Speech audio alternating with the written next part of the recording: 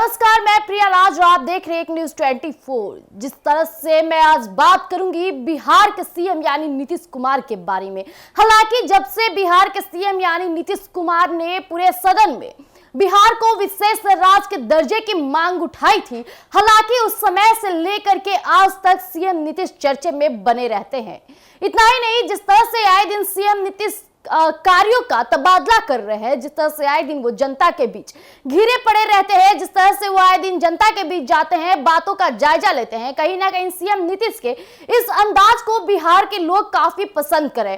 हालांकि अगर जिक्र किया जाए 2005 में जिस तरह से बिहार में सीएम नीतीश आए थे, हालांकि लोगों को काफी उम्मीद थी कि सीएम नीतीश बिहार को बदलेंगे, एक नया रूप देंगे। हालांकि अब जिस तरह से 2024 में आपको बता दें कि चिराग पासवान का नाम जिस तरह से पूरे उफान तक पहुंचा यहाँ की तक कि बिहार की जनता चिराग पासवान को बिहार के नए सीएम के रूप में देखने लगी थी, और चिराग पासवान भी जिस तरह से आए दिन ताबड़तोड़ कामों का जायजा लेने लगे थे, नए नए कार्यों के बारे में बातें करना शुरू कर दिए थे। हालांकि इसे देखकर सीएम नीतीश भी काफी अचंभित हो गए थे। आपको बता दें कि सीएम नीतीश को अपनी कुर्सी से बहुत ज्यादा प्रेम है, ये किसी से छिपी नहीं है।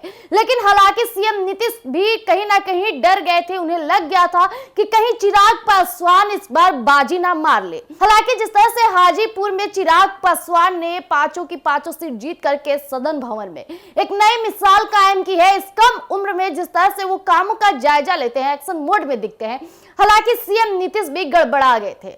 हालांकि आपको बता दें कि कई पिछले वर्ष की बात की जाए तो चिराग पासवान और सीएम नीतीश के बीच उतनी अच्छी दोस्ती नहीं थी। हालांकि दोनों के बीच काफी अनबन चल रही थी, लेकिन जब से सीएम नीतीश ने बिहार को विशेष राज्य के दर्जे की मांग उठाई थी, तब से चिराग पासवान भी उनका समर्थन करते हुए नजर आ रहे थे। हालांकि चिराग पासवान के सांसदीय दल की टीम की शामवी चौधरी भी आए दिन सदन में सीएम नीतीश के समर्थन में लोगों के बीच बिहार को विशेष राज्य के दर्जे की मांग उठाई थी।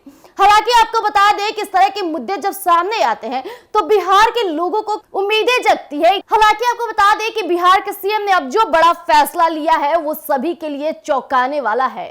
जिस तरह से चुनावी दौर में हल्ला था कि जिस तरह से बिहार में फिल्म सिटी की बात हो रही थी, अब वो सामने प्रत्यक्ष रूप से आने लगा है। आपको बता दें कि सीएम नीतीश ने फिल्म सिटी की बात को सिर्फ इतना ही नहीं बल्कि फिल्म सिटी के लिए नए नए कार्यों के ऊपर बैठक भी बैठाने शुरू कर दी है। तो आइए हम आपके बीच साझा करते हैं कि ऐसा क्या बड़ा फैसला लिए हैं नीतीश कुमार ने, बिहार की जनता जानना चाहती है जिस तरह से। तो आइए हम आपके बीच साझा करते हैं।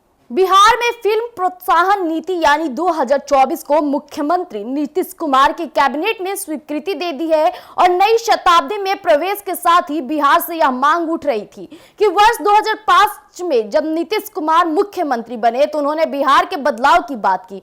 उसके बाद से इस मांग ने लगातार तेजी पकड़ी और बिहार आने वाले तमाम अभिनेताओं और निर्माता निर्देशकों ने बिहार में फिल्म प्रोत्साहन नीति होने के बाद कही। कल यानी 19 जुलाई 2024 बिहार के लिए एक बड़ी तारीख बन गया जब मुख्यमंत्री नीतीश कुमार के मंत्रिमंडल ने फिल्म प्रोत्साहन नीति 2024 को हरी झंडी दी। इस प्रोत्साहन नीति के कारण अब बिहार में फिल्में आसानी से बनेगी। अब तक भोजपुरी इंडस्ट्री की भी फिल्में यहाँ कभी कभी नहीं बन पा रही थी, लेकिन अब बॉलीवुड फिल्मों की शूटिंग भी हो सकेगी।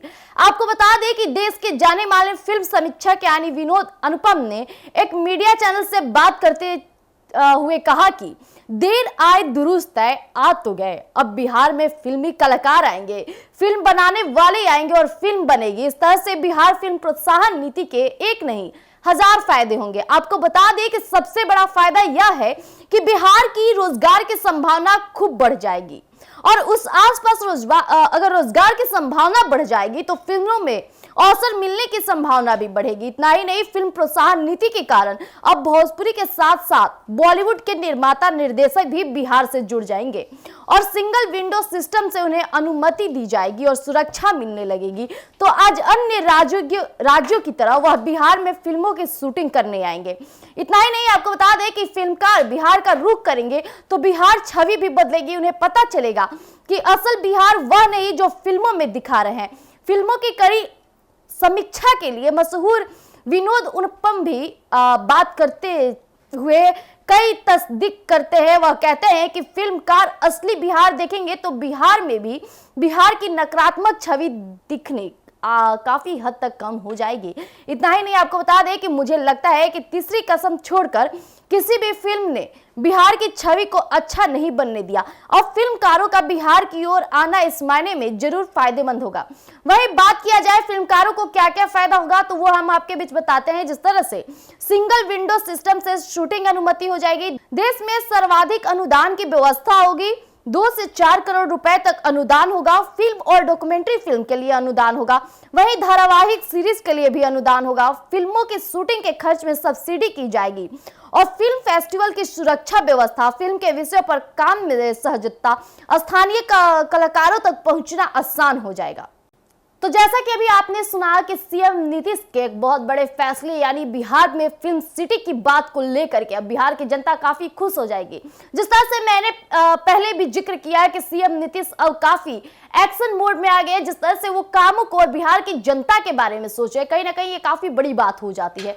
हालांकि अगर बिहार में अगर फिल्म सिटी आ जाती है तो जो कलाकार होते हैं ना सिर्फ भोजपुरी इंडस्ट्री के बल्कि बॉलीवुड इंडस्ट्री के भी, जब वो बिहार आने लगेंगे, जब यहाँ से निर्देशक और फिल्म स्टार जुड़ने लगेंगे तो बिहार का नाम आपरूपी ऊपर चला जाएगा। इतना ही नहीं, आपको बता दें कि जिस तरह से बिहार में और बिहार के लोगों को फिल्मों में दर्शाया जाता है वो काफी अच्छी नहीं मानी जाती है। हालांकि जिस तरह से बिहार को हमेशा जंगल राज गुंडे का रोल दिया जाता है, जिस तरह से बॉलीवुड इंडस्ट्री में मैं अगर बात करूं तो, लेकिन जब बॉलीवुड इंडस्ट्री खुद चलकर बिहार आएंगे और बिहार के लोगों के बारे में जानेंगे तो ये सोच भी बिल्कुल निष्कासित हो जाएगा, ये सोच भी बिल्कुल बदल जाएगी।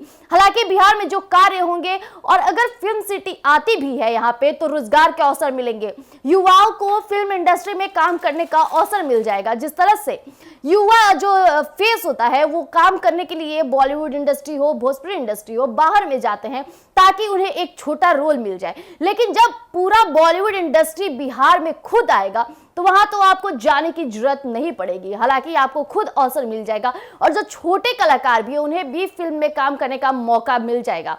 हालांकि जिस तरह से बिहार में फिल्म सिटी की बात होती है, कई बिहार के ऐसे चेहरे होते हैं जो फिल्म सिटी में जा करके यानी फिल्म जगत में जा करके अपने चेहरे को चमकाते हैं। मैं बात करना चाहूंगी बिहार के ही एक पुत्र यानी सुशांत सिंह राजपूत की। जिस तरह से वो बॉलीवुड इंडस्ट्री में जा करके जिस तरह से नाम कमाया, बिहार को इज्जत दिलाई, इसे कोई भूल नहीं सकता है।